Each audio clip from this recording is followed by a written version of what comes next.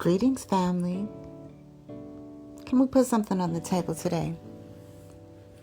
Come on, sit down, pour your tea, because I want to talk to the ones who can already see it, the ones who can feel that something new is forming, a new way of creating, a new way of relating, a new way of using technology, a new way of building community,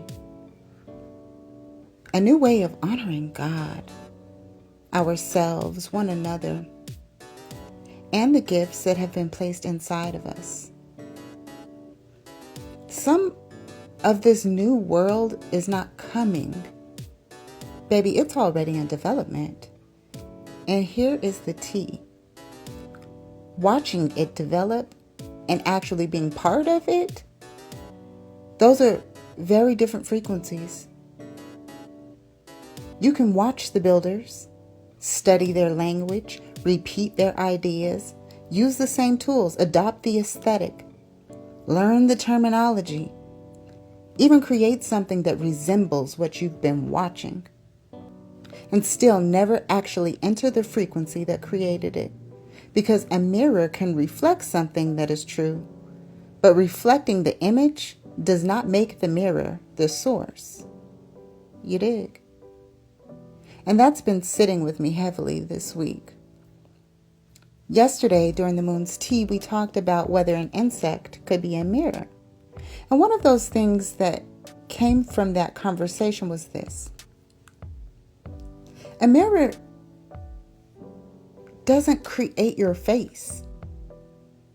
It reflects something already there.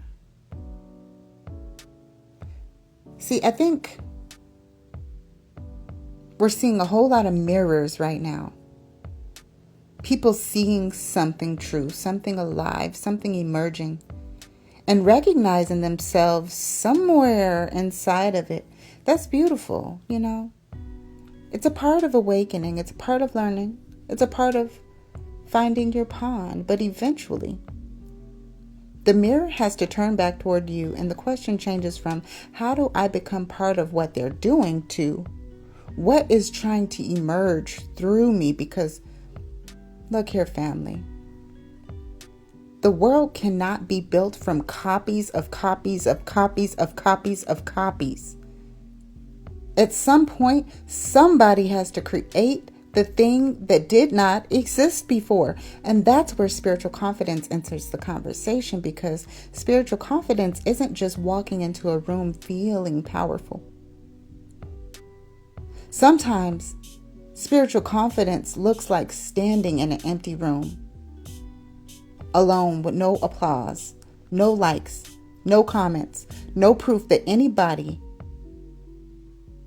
understands what you're seeing.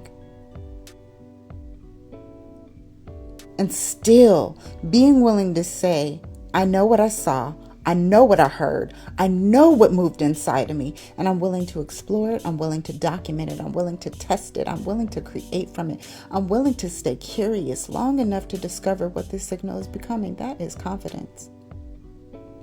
Not certainty about every conclusion, but confidence enough to continue the inquiry, because observation comes before interpretation.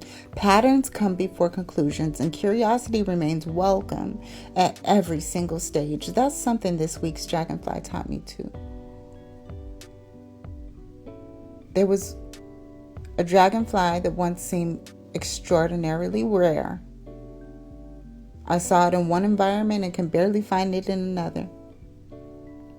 Then life moved me somewhere else, and suddenly, so many of them appeared everywhere. Same dragonfly, different environment. And what felt rare in one place became completely ordinary in another. That made me think about people, creators, builders. Some of you are sharing signals right now. You started talking about what you're seeing. You started making the art. You started writing the ideas. You started building the thing, and then somebody doesn't understand. The engagement isn't there. Somebody criticizes it.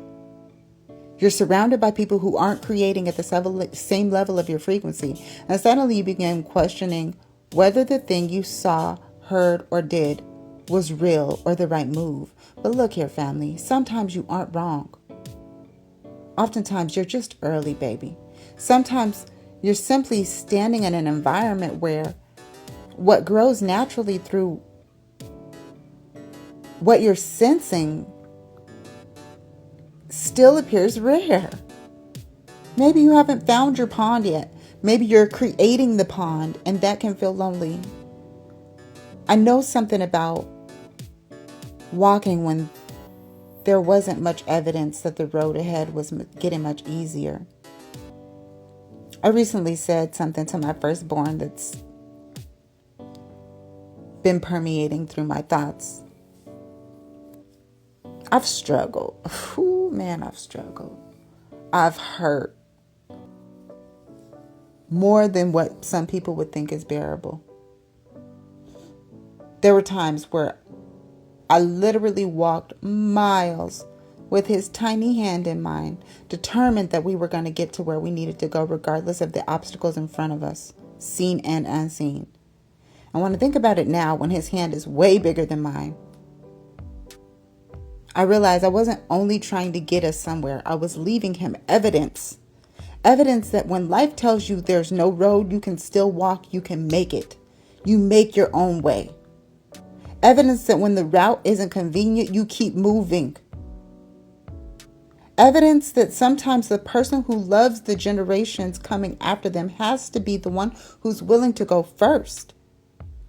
I did it so that one day he could know, baby, you could do it too. And family, that's the tea I want to leave with you today. Someone has to be the first. Why not you? Somebody had to be the first person in your family to imagine something different. Somebody had to be the first in your community to speak differently. Somebody had to be the first person in the industry to say, this way no longer serves what we're becoming. It's no longer authentic. It's no longer standing in integrity. And I won't stand for it. Somebody had to look at what existed and receive enough divine imagination to create what had not yet been seen. That is the way and the work of the waymakers. We create paths where there were none. We cultivate environments capable of holding what previously appeared rare. We build what can serve the most high frequency of God more fully than the systems we've outgrown. And then someone coming behind us gets to walk a road that once did not exist. That's creation. That's inheritance. That's why your signal matters. You may think that you're just sharing a thought. You may think you're just posting your art. You may think you're just experimenting with an idea that nobody seems interested in. You may think you're just documenting a dragonfly, asking strange questions, making something unusual, or talking about a future other people cannot see yet, but perhaps you are creating evidence. Perhaps somebody coming behind you is going to need proof that another way is possible. And your life, your work, your courage to keep building becomes part of that proof. So don't confuse reciprocity with confirmation. Of course, we need community. Of course, we need relationships. Of course, it's beautiful when people engage, contribute, encourage, and build with us. But your signal cannot become dependent upon applause to remain alive.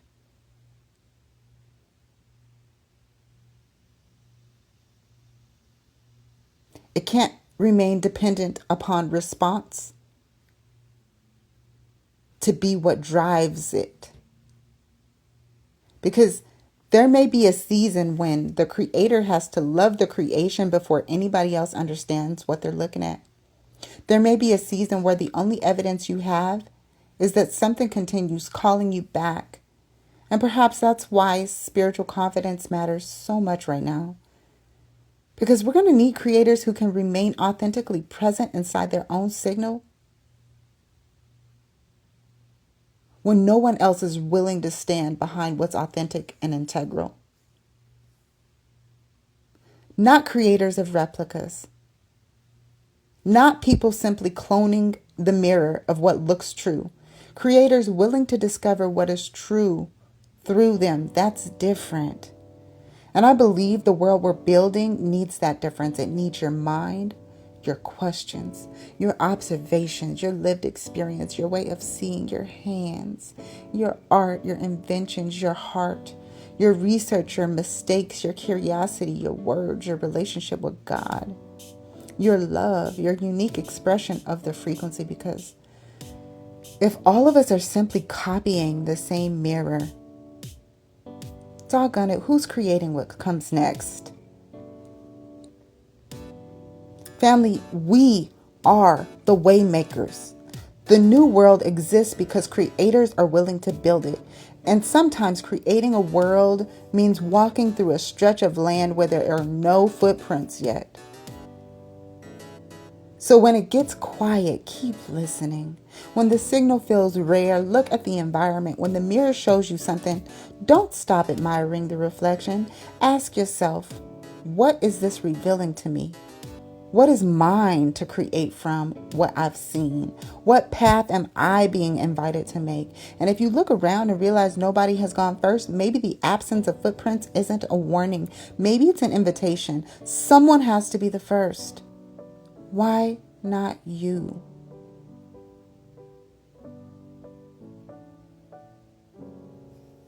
Happy Sabbath, family. Take a sip of the tea. Stay curious. Keep observing. Keep creating. And most importantly, have enough spiritual confidence to remain authentically you while the path reveals itself. And you know, I'll meet you at the table. Queen Mama Moon, I love you.